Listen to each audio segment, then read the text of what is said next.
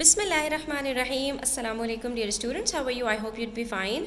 अपनी स्क्रीन्स पर आप कुछ कंपोजिट फिगर्स देख सकते हैं। तो पेज नंबर 230 के ऊपर आज बेसिकली हम करने वाले हैं chapter number 10 area and parameter के कुछ प्रैक्टिस क्वेश्चंस। तो वीडियो एंड तक देखिएगा और इसमें जानने की कोशिश कीजिएगा कि हमने क्या किया है। ठीक है, तो वीडियो कहीं पर भी स्किप मत कीजिएगा, एंड तक देखिएगा। इंशाल्लाह इसके अंदर आपको कंपोजिट फिगर के एरिया और पैरामीटर कैलकुलेट करना आ जाएंगे। अच्छा, पैरामीटर किसको कहते हैं बच्चों? के कोई भी शेप आपको दी गई हो, उसके जो आउटर साइड्स हैं उन सब को आपने ऐड अप कर लेना है और ऐड करके जो आपके पास सम आएगा वो आपका पैरामीटर होगा। जैसे कि यहाँ पर हमारे पास एक कंपोजिट फिगर है, इसमें जो हमारे पास अपर मोस्ट साइड है दैट इज 8 सेंटीमीटर, फिर 3 सेंटीमीटर, फिर लोअर साइड एक आ रही है 5 सेंटीमीटर, फिर 4, फिर 3, फिर 7।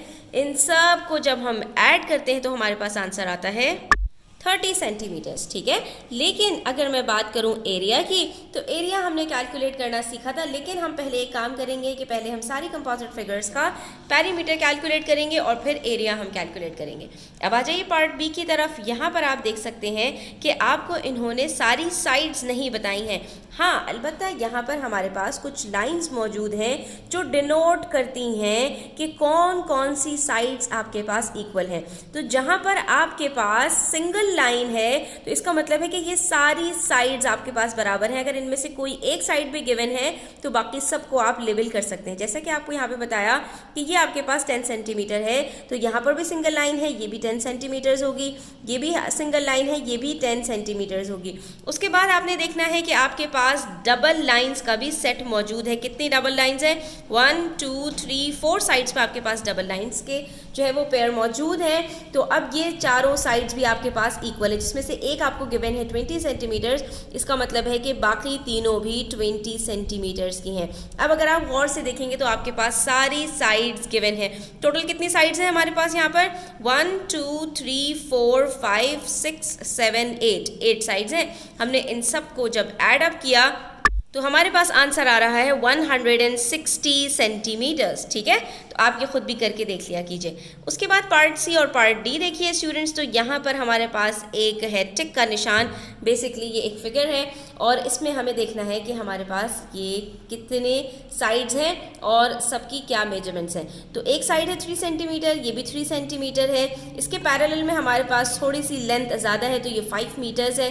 ठीक है, ये हमारे पास 10 मीटर्स है, ये हमारे पास 3 मीटर्स है। तो ये स्टूडेंट्स कितनी होगी? क्योंकि ये पैरेलल लाइन ये भी है और ये भी है, बीच में स्प्लिट हुई हुई है। अगर थोड़ी सी लाइन 3 मीटर्स की है तो ये कितनी होगी स्टूडेंट्स?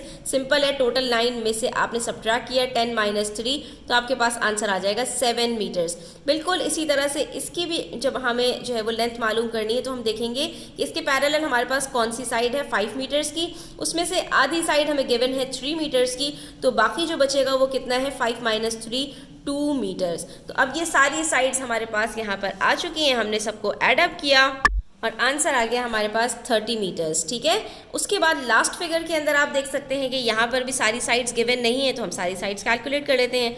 ये 6 मीटर्स हमें दिया गया है और ये 1 मीटर है। ठीक है, उसके बाद ये 3 साइड्स हमसे कहा है कि ये इक्वल हैं, तो हमने इन तीनों को यहाँ पर लेबल कर लिया। ये भी 3 मीटर्स है और ये भी 3 मीटर्स है।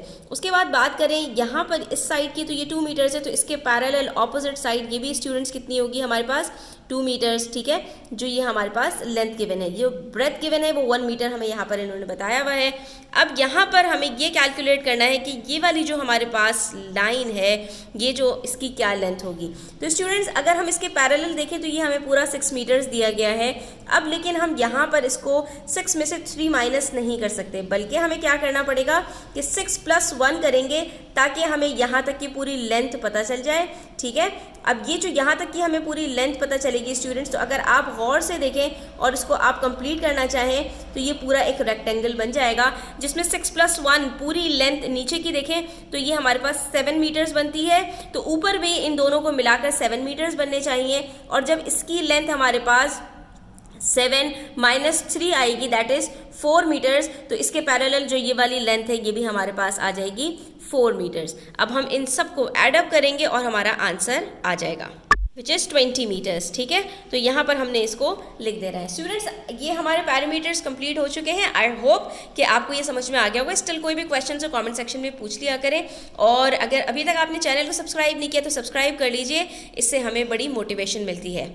अब वापस आ जाएंगे पार्ट ए की तरफ, और हमने अब क्या करना है, एरिया कैलकुलेट करना है। तो अपनी फिगर को हमने जो है वो स्प्लिट करना है इस तरह से कि हमारे पास क्वाड्रिलेटरल्स बन जाए, यानी कि रेक्टेंगल या स्क्वायर्स बन जाए। ठीक है, तो अब ये देख सकते हैं हमने सिर्फ और सिर्फ यहाँ पर एक डॉटेड लाइन बनाई स्टूडेंट्स। तो ये मेरे पास आ गया है पूरा एक रेक्टेंगल, जहाँ पर ऊपर 8 सेंटीमीटर है, तो इसके पैरेलल भी हमारे पास 8 सेंटीमीटर से, ये देख सकते हैं ये 5 सेंटीमीटर की लेंथ है, और ये जो लाइन है डॉटेड लाइन, इसके पैरेलल 3 सेंटीमीटर, तो 5 + 3 होता है 8 सेंटीमीटर्स। तो सिंपल है कि लेंथ मल्टीप्लाई बाय ब्रेथ करना होता है, और यहाँ पर हमारे पास जो ब्रेथ है वो कितनी है, 3 सेंटीमीटर्स, इसके ऑपोजिट भी 3 सेंटीमीटर्स होगी। तो इसका मतलब है कि ये परफेक्ट एक रेक्टेंगल है। तो हमारे पास यहाँ पर जो एरिया आएगा इसका वो कितना आएगा, 8 3s are 24। आप यहीं पर लिख लीजिए स्टूडेंट्स, आपको इसमें आसानी होगी कि आपने सिर्फ सिंपली क्या करना होगा, आखिर में जितनी भी फिगर्स हैं उन सब के आपके पास फिगर्स में एरियाज लिखे होंगे, उन सबको ऐड अप कर देंगे। दूसरी फिगर देखें अगर हम स्टूडेंट्स, तो हमारे पास यहाँ पर जो ब्रेथ है वो 4 सेंटीमीटर्स है, और जो लेंथ है वो 3 सेंटीमीटर्स है। तो यहाँ पर हम 3 × 4 करेंगे और आंसर हमारा आ जाएगा 12 सेंटीमीटर्स। अब एक एरिया 12 आया है, दूसरा 24 आया है, दोनों को ऐड अप कीजिए, आंसर आ जाएगा 36 सेंटीमीटर स्क्वायर। ठीक है, इसी तरह से यहाँ पर देखिए स्टूडेंट्स, यहाँ पर भी हम एक डॉटेड लाइन बनाएंगे यहाँ पर। तो ऊपर हमारे पास एक स्क्वायर बन गया, क्योंकि चारों साइड्स बराबर हैं, ये देख सकते हैं आप, ये 3 साइड्स बराबर हैं, तो डेफिनेटली इसकी जो पैरेलल साइड है ये भी बराबर होगी। अब ये जब स्क्वायर है तो यहाँ पर सिंपली क्या करना है, 20 × 20 दैट इज 400 सेंटीमीटर स्क्वायर। और नीचे हमारे पास एक रेक्टेंगल है, इसके अंदर हमारे पास लेंथ 50 सेंटीमीटर है और ब्रेथ 10 सेंटीमीटर है। तो 50 को 10 से मल्टीप्लाई कर लेंगे, आंसर आ जाएगा 500 सेंटीमीटर स्क्वायर। अब 500 और 400 को जब हम ऐड करते हैं तो हमारे पास आंसर आता है 900 सेंटीमीटर स्क्वायर, जो कि बहुत ही सिंपल है। ठीक है, उसके बाद यहाँ पर देखिए, अब यहाँ पर हमारे पास फिगर्स को इन्होंने थोड़ा सा टिल्ट कर दिया है, लेकिन कोई फ़र्क नहीं पड़ता, आप भी थोड़े से टिल्ट हो जाइए और यहाँ पर एक डॉटेड लाइन बना लीजिए। अब आपके पास यहाँ पर एक स्क्वायर बन चुका है, जिसके अंदर लेंथ और ब्रेथ दोनों 3 मीटर्स हैं, तो डेफिनेटली इसके जो पैरेलल साइड्स हैं वो भी 3 मीटर्स होंगी। तो सिंपल आपने 3 × 3 कर देना है, आंसर आ जाएगा 9 मीटर स्क्वायर। इसी तरह से यहाँ पर आ जाइए रेक्टेंगल के अंदर, तो लेंथ हमारे पास है 10 मीटर्स और ब्रेथ हमारे पास है 2 मीटर्स की, इन दोनों को मल्टीप्लाई करते हैं तो आंसर आता है 20 मीटर स्क्वायर। 20 + 9 कीजिए, एरिया निकल आया 29 meter square. Same goes with this one, यहाँ पर भी हम एक डॉटेड लाइन बनाएंगे और ये देखिए ऊपर एक स्क्वायर बन गया, 3 × 3 दैट इज 9 मीटर स्क्वायर, और नीचे हमारे पास है 6 × 2, तो 6 × 2 कीजिए, आंसर आ गया 12 मीटर स्क्वायर। 12 + 9 करेंगे तो हमारे पास आंसर आता है 21 मीटर स्क्वायर, और ये हमारे यहाँ पर एरियाज कैलकुलेट हो गए। ठीक है, तो स्टूडेंट्स आई होप कि आपको यहाँ समझ में आ गया होगा कि हमने किस तरह से पेरीमीटर कैलकुलेट किए हैं और किस तरह से एरियाज निकाले हैं।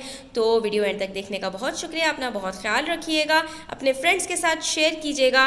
अल्लाह हाफिज़।